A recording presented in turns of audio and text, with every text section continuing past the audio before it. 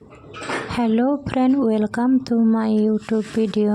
लोगोफोर, नै दिनै जे आङो मोनसे मन्दिराव थांनो फैलायबाय। लोगोफोर, नोंसोर आंनि भिडिअखौ आंजों लोगोसे नायफालांबाय थादो दे। जोङो दा थाबायलांनोसै। जोंना गोजानैनो थांनांगौ, रुमनिफ्राय अट' गाखोनो थाखाय गोजानैनो थाबायलांनांगौ। दा जोङो थाबायलांनोसै, थाबायलांनानैसो जोङो दा अट' मोनगोन। जों दा दसे थाना अट' गाखोनोसै। बोरायाबो थाबायलांबाय दङ नै आंना। थफ्ला लाहोदो आं बेखौ। फुल दङ, धुपखाथि बायदिसिनाफोर दङ बेयाव।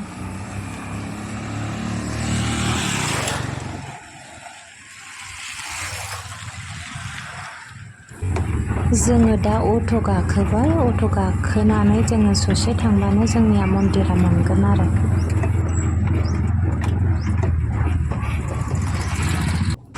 दा सौफैबाय जोङो बै नै साइडखैसो थांनोसै। दा जों दा मन्दिराव हाबलांनोसै। सौफैबाय।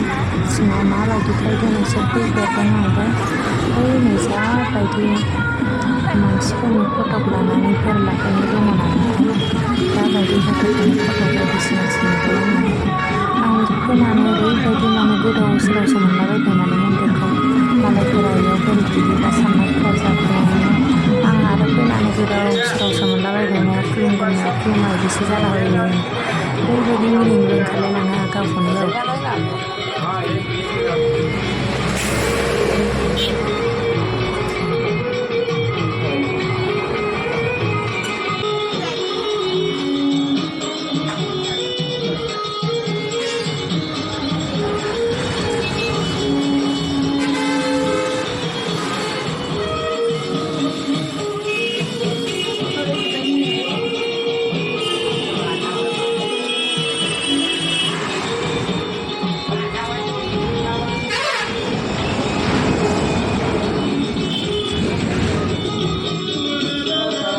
मोजां बोर बिनानै बिफाव।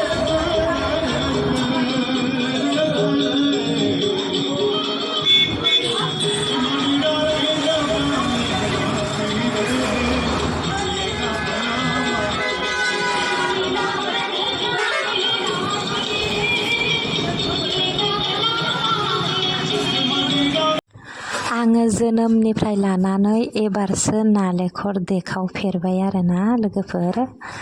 आं माब्लाबा बिदि नालेंखर देखावफेराखैमोन। एबारसो फार्स्ट टाइम देखावबाय आं नालेंखरखौ। बेफोरखौ लादो, नङाबा बेफोरखौ लादो, बायनायफोरखौ।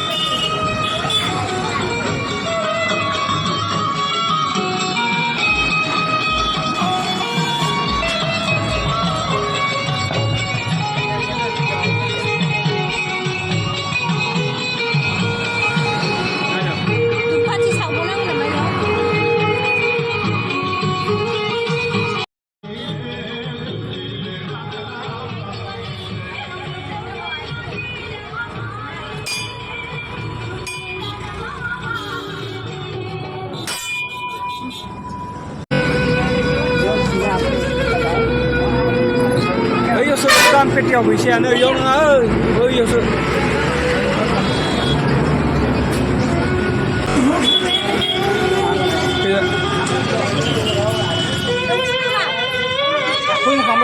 आं दहाय बावै बुंदोंमोन ना लोगोफोर, नोंगौ मानसिफोरा बेयाव फट'खौसो बोर लाफैयो गथ'फोरनि थाखाय।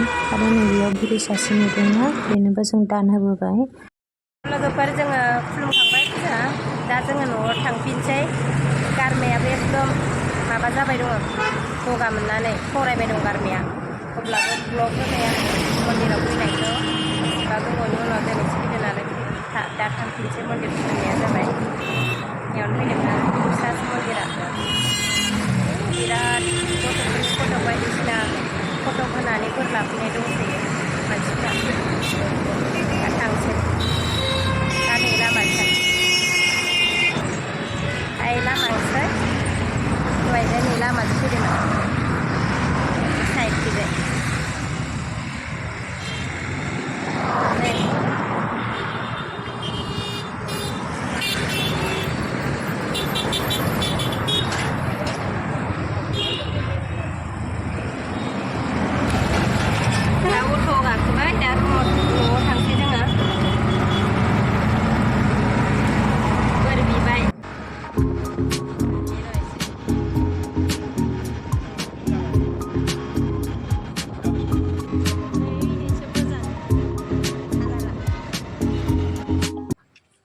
दा सौफैबाय जोङो रुमाव